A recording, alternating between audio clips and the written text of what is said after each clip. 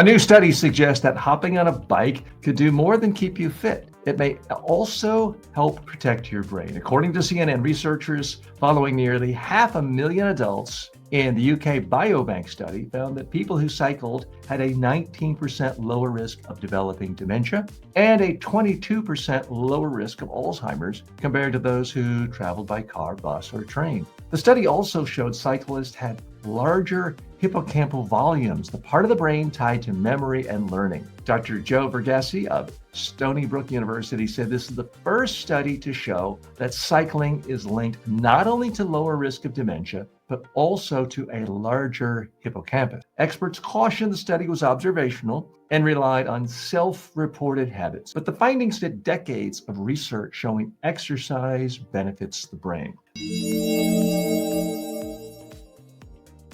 So what's the real message here? Spend less time sitting on your butt and more time moving. Bike riding is a perfect example. New research shows that bike riding can reduce your chances of developing Alzheimer's. For that reason alone, hop on your bike today. Let's go a little deeper here and look at this.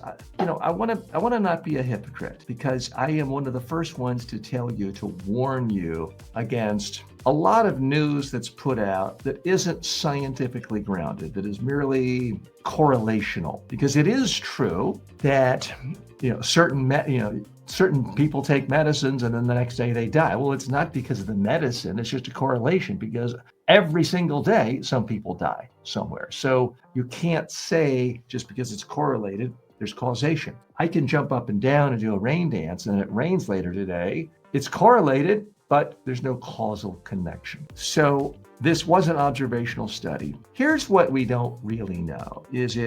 Are the numbers skewed because somebody who's already in bad health and more likely to have Alzheimer's or develop Alzheimer's, they've already self-selected away from pedaling their bikes? That can skew the results. The report was, these were self-reported. So it's a lot of times people like to say they ride their bike. It makes them feel good. It makes them feel like, oh, I'm virtuous. I don't want to admit I don't ride bikes. So this was self-reported. Most of the participants were white, so I don't know that it really gave a good sample size. But having said all of that, to me, there's just countless studies and research that comes out virtually daily that shows human movement is a good thing. When you look at the anecdotal stories, and again, I'm going back to anecdote, when you look at the stories of people 100 years old and still vibrant, it's typically never that they go to the gym every day and lift weights every day. It's typically never that they go to jazzercise class.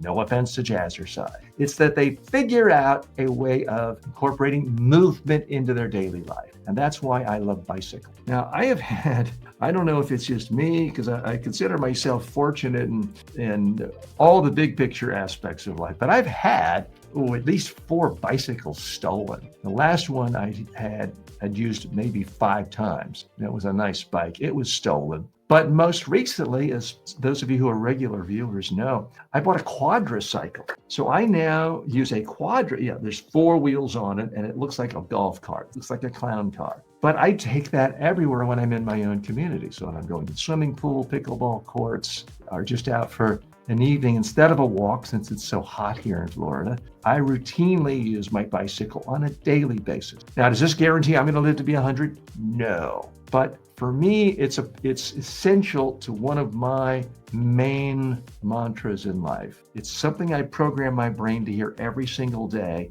in my own audio reminders, my own text reminders. And here it is. TJ, move more. Instead of sitting, stand. Instead of standing, walk. Instead of walking, run. Instead of sitting on a car seat or a golf cart seat, pedal. That's what to me, that's what's more significant. And the problem in our modern capitalistic system is, other than the Schwinn Manufacturing Bike Company and a few other bike companies, which are pretty small companies, no one has an incentive to bombard you with billions of dollars of advertising to ride your bike. Unfortunately, the people with the money are the pharmaceutical companies that, not that they're bad people, they're lovely people, but they basically need to wait for you and me to be so lazy to not exercise, to gorge ourselves with so much fatty, unnutritious food, with the SAD diet, the standard American diet of lots of processed carbohydrates, fat, sugar, salt. They wait for us to become obese and overweight and diabetic, and then they bombard us with reminders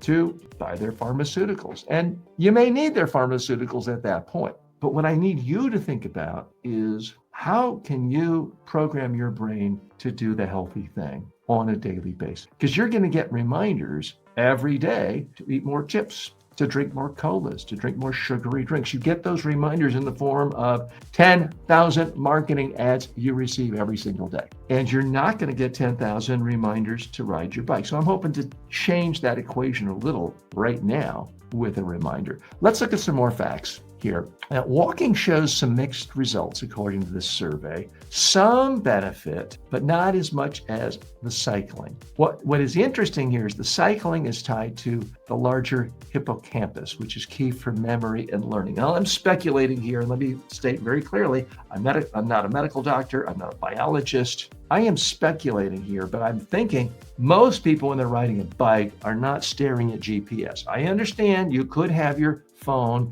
mounted and you're looking at it, but that's still one area where I don't see people staring at their GPS. I'm certainly not using it when I'm on my quadricycle. Therefore, you actually have to think about, does this street go here? Does this where I need to turn to get to this restaurant or this store, this grocery store? So you're having to actively think in a way that if you're just in a car these days, it's so easy to just automatically put in GPS and not have to. I don't know if that's why or not. But again, what they found was Alzheimer's risk was 22% lower among cyclists. But what we don't know is that such a self-selected group of people who are already healthier in so many regards that even if they didn't bike, they would be better off. Here's the thing. If you take safety precautions and wear a helmet and you don't get run over, because that is a health risk, biking, there's very few downsides to biking more. You're getting your blood going, fresh air, a little sunlight. You're getting your heart rate up. You're getting, depending on how hard you're pedaling, you're getting aerobic benefit.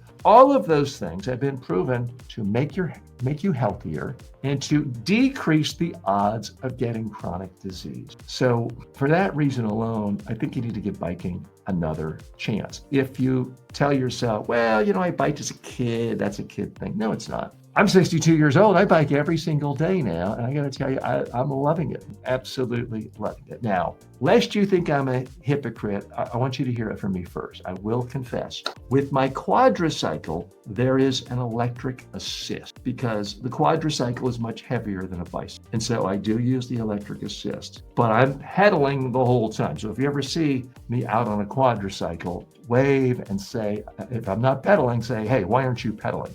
I do think I need more exercise, you need more exercise, and we need reminders to exercise. So figure out some way, if your bike is in the garage or you need air in the tire, write yourself a reminder right now to try to bike later today. And I'm recording this on a Sunday morning. This is the perfect day to go bike riding. I hope for you, but don't wait for the perfect day. Just start riding your bike. I think if you take proper safety precautions, you will not regret it.